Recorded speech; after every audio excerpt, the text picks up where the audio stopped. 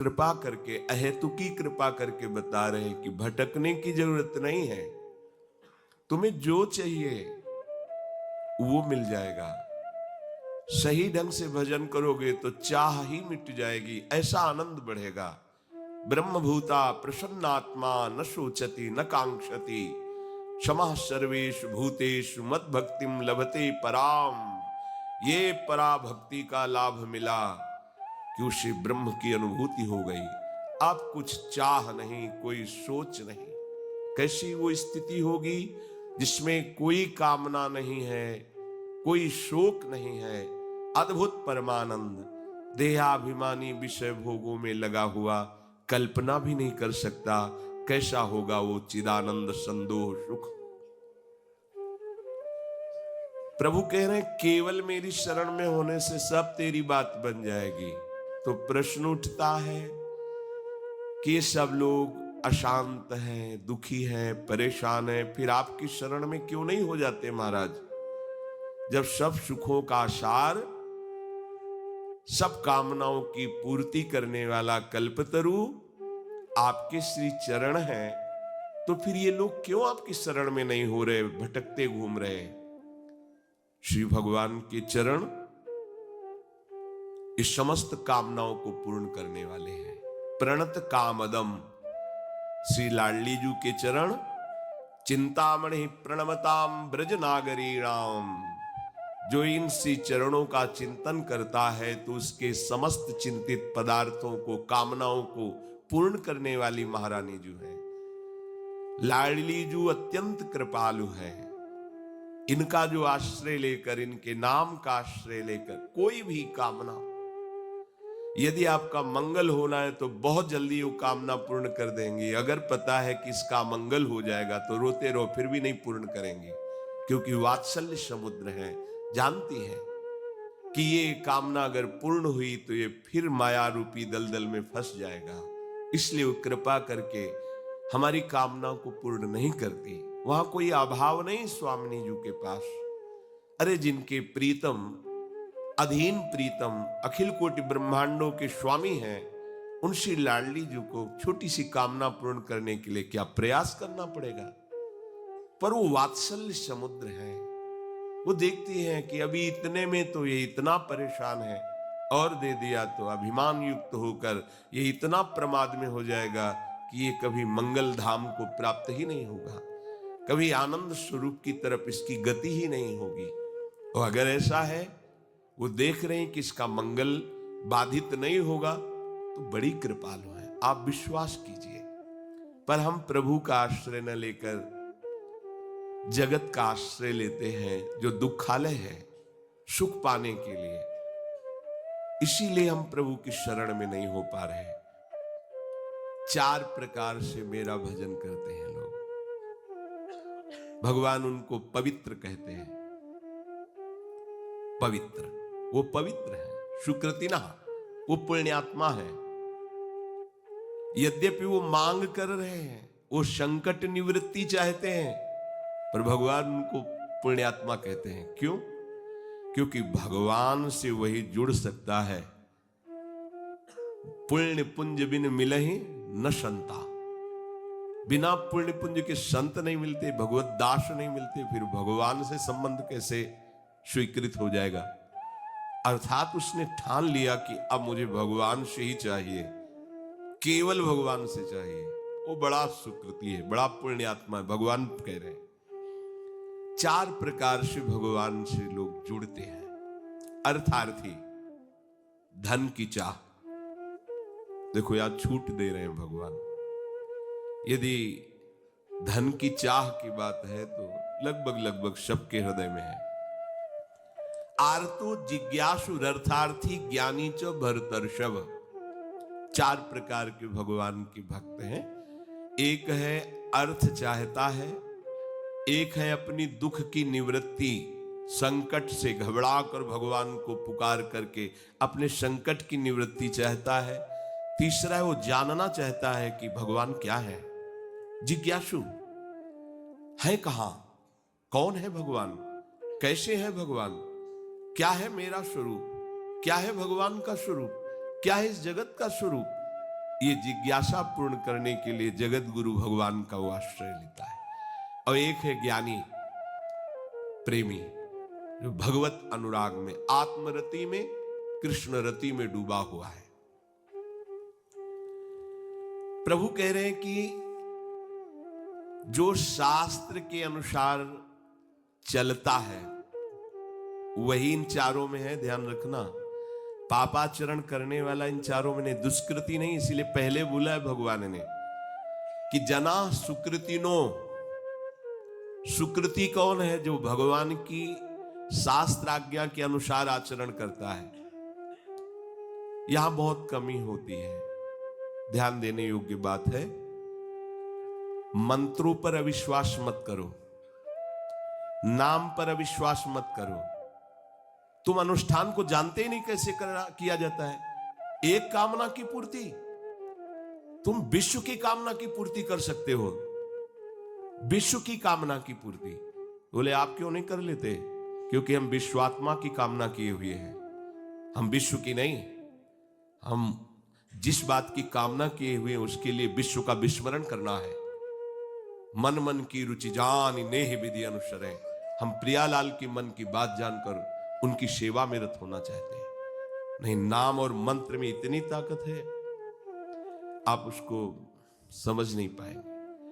आप विचार करके देखिए, जब कोई पवित्र अनुष्ठान कोई राक्षस करता था तो बहुत पहले से ही वो मदिरा त्याग देता था, मांस खाना त्याग देता था, दूसरे की निंदा करना त्याग देता था, अपवित्रता का त्याग कर देता। परम पवित्र ऋषियों की तरह होकर वो तब अनुष्ठान करता था। यद्यपि वो जगत विनाश के लिए अनुष्ठान होता, पर उसके लिए भी पवित्रता की ऐसी आवश्यकता थी।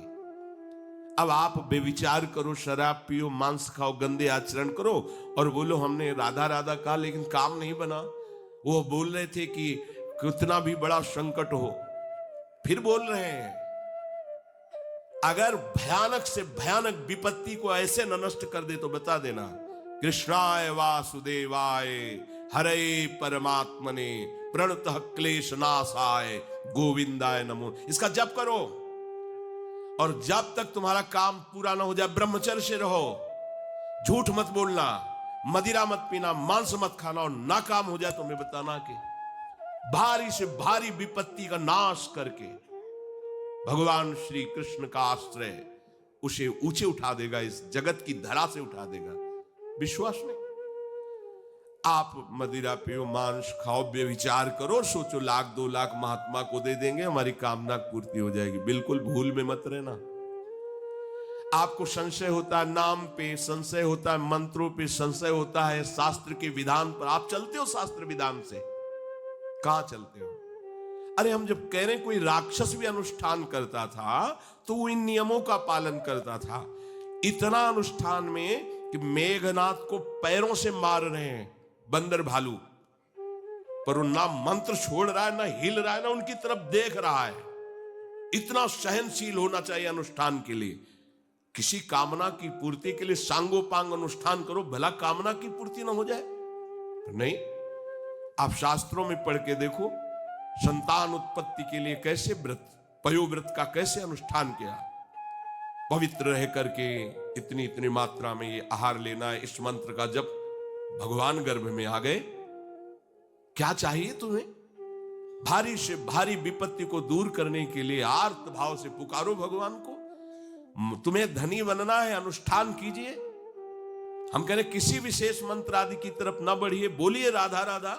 क्या चाहिए आपको? कृष्ण कृष्ण बोलिए। सब मंत्रों का सार है नाम में, आप बोलिए तो नाम।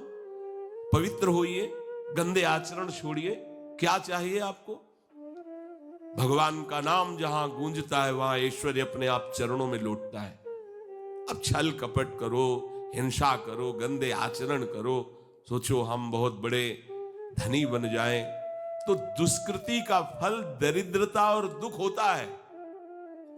सुकृत का फल ऐश्वर्य और सुख होता है।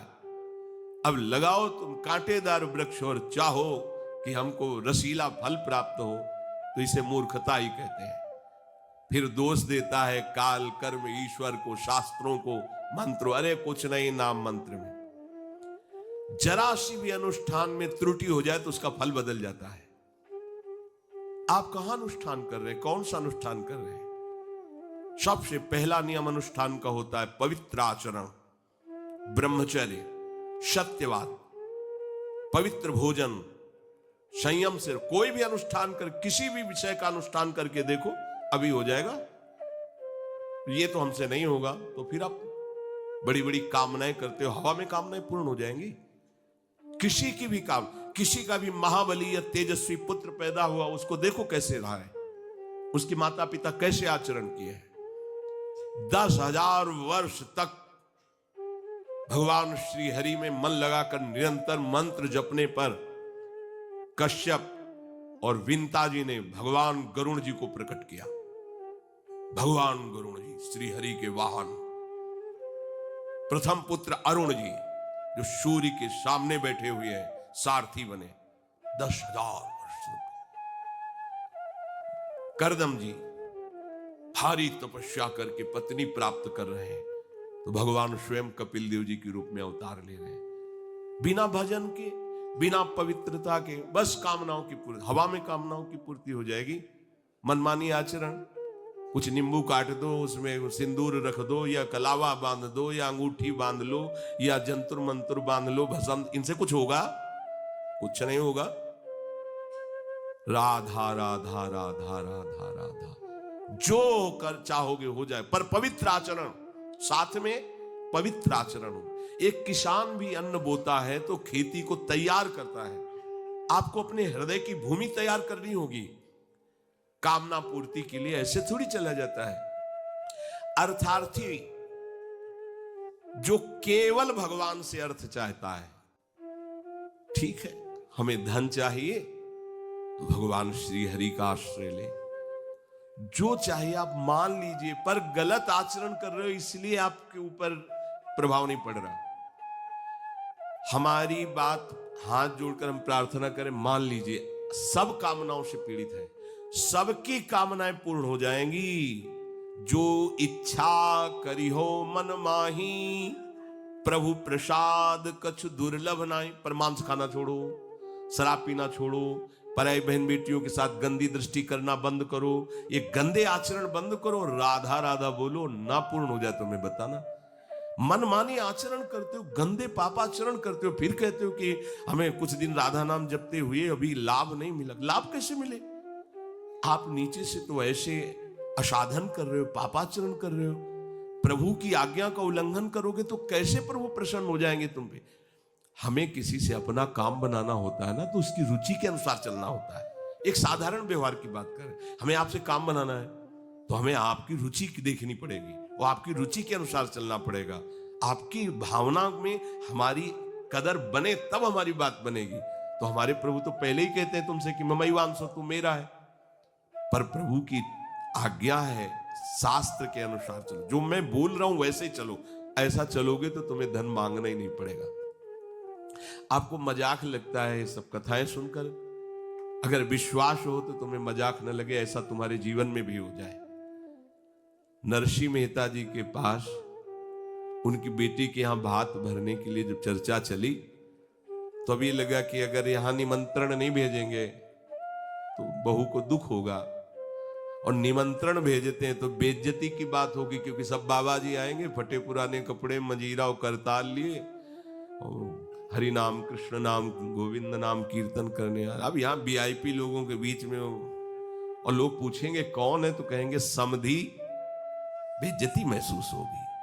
धनाभिमानियों को ये रहता है कि ये तो भिखारी हैं, बाबा जी हैं, इनके सामने क्या बेइज्जती ले। तो बोले इतना लिख दो कि वो आएंगे ही नहीं, इतना पर्चा में भात का सामग्री लिख दो कि वो आएंगे ही नहीं।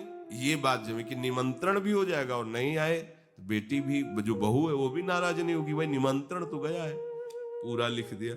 नरसिंह मेहता जी के पास पत्र गया, उन्होंने देखा, जाके ठाकुर जी के चरण, महाराज, क्योंकि भगवान के सिवा कोई आश्रय है नहीं।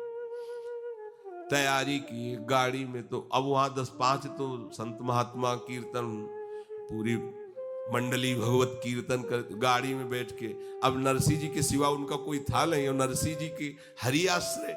अब जहां नरसिंह जी वहीं, मान लो अपने लोग चलेंगे तो पूरे चलेंगे, जहां चलेंगे। अब कीर्तन करते हुए ऐसा भात भरा था ठाकुर जी ने कि भूतो न भविष्यति, स्वर्ण की वर्षा हुई थी, लिखा है स्वर्ण की वर्षा हुई थी। द्वारिकाधीश की गाड़ियां लगी हुई थी, बैलगाड़ियों में सब लदे स्वर्ण आभूषण, सब गांव का गांव पूरा कंचन का हो गया था। ऐसा वैभव भगवान ने प्रकाशित किया। आपको क्या भगवान पर विश्वास नहीं? क्या आप प्रभु के नहीं हैं? क्या आपको प्रभु ऐसा प्यार नहीं करते? पर आप प्रभु के ऐसे आश्रित नहीं होते, इसीलिए आपको अनुभव में नहीं होता। अगर कोई आश्रय नहीं है और आपकी किसी पर नजर न जाए, केवल इन्हीं के चरणों में रहे कि अब तो जीवन आपके लिए, ऐसे संभाल लेंगे। ऐसे अर्थ चाहिए आपको तो केवल इनका भरोसा ले लो, केवल इन अपने छल कपट का, अपने व्यवहार का, अपने किसी बल का नहीं, केवल इनका भरोसा ले लो। चमत्कार हो जाएगा जीवन में, आपको पता नहीं चलेगा कैसे हुआ। कभी ऐसे नहीं हुआ इसका, कभी किसी से ऐसे नहीं हुआ इसका, कैसे हो रहा है उनका, कैसे हम सबका उदर पोषण हो रहा है, वृंदावन वास हो रहा है, सब चल रहा है। कैसे प्रभु चला रहे हैं? क्या आप सबको नहीं चला रहे हैं? पर आप अपने को कर्ता मान रहे हैं, इसलिए आपको अनुभव में नहीं हो रहा, इसीलिए आपको परेशानियां हो रही, क्योंकि आप कर्ता बन रहे हो। अगर विश्वंभर कर्ता को कर्ता मान लो और उनके आश्रित हो जाओ तो जो चाहोगे मिल जाएगा, अगर ना चाहोगे तो वो मिल जाएंगे। जो चाहोगे मिल जाएगा, बिल्कुल कोई चाह न करो तो वो जो व्यवस्था उनको करनी करेंगे और वो स्वयं मिल जाएंगे। अर्थार्थी भक्त को धन संपत्ति वैभव चाहिए, पर वो केवल हरि से चाहिए, दूसरे से नहीं। पर ये ध्यान रखना, इसकी परीक्षा होगी आपकी। अपने इष्ट देव के अनन्य होकर के यदि आप अर्थ चाहोगे तो बहुत जल्दी आपका परिवर्तन होना शुरू हो जाएगा। पर आचरण आपके पवित्र होने चाहिए, भी ध्यान रखना। आचरण की अगर पवित्रता नहीं तो फिर शिकायत मत करना। आप अपने आचरण पवित्र करो और नाम जप करो, केवल हरि के आश्रित रहो, फिर देख लेना। अगर आपको लगता हो कि भगवान के भक्त बहुत गरीब और ऐसे, सच्ची पूछो, उनको आकांक्षा नहीं होती। प्रभु जबरदस्ती व्यवस्था करते, उनको आकांक्षा नहीं होती। 4 रोटी मांग ली, ऐसे ही पड़े, पूरा जीवन प्रभु के लिए। उन प्रेमी महापुरुषों की चरण धूलि अगर शरीर का स्पर्श कर ले तो पावन हो जाए। देवता तरसते हैं उनकी सेवा के लिए, सिद्धियां हाथ जोड़े खड़ी रहती, पर वो अकिंचन महात्मा किसी से कुछ नहीं चाहते। कि ऐसा न समझो कि हमारा दास, हमारा भक्त, हमारा आश्रय लेने वाला ऐसा नहीं है। वो हरिदास, भगवान के चरणों का दास है। समस्त ईश्वर संपन्न भगवान उसके अधीन हो जाते हैं जो भक्ति करता है। अगर आपको अर्थ चाहिए तो केवल भगवान का आश्रय ले, दूसरे का नहीं। अब ये कोई छोटी मोटी बात नहीं, देख लीजिए अंदर से। अपने बल का आश्रय नहीं, किसी दूसरे व्यक्ति का आश्रय नहीं, किसी दूसरी देवी शक्ति का आश्रय नहीं, केवल श्री हरि का आश्रय। और जब आप पक्के उतर जाओगे, जैसे सुदामा जी, तो जैसी द्वारिकापुरी थी वैसे सुदामापुरी हुई। जैसा वैभव द्वारिकाधीश का वैसे सुदामा जी का वैभव था। पक्का मान लीजिए। लोग समझते नहीं, ऐसा ना समझो कि ये केवल कथाएं हैं। आपका जीवन स्वयं एक कथा बन जाएगा। यदि आप हरि के आश्रित हो गए तो आपका जीवन चरित्र दूसरों के लिए उदाहरण बन जाएगा। पर निष्ठा चाहिए।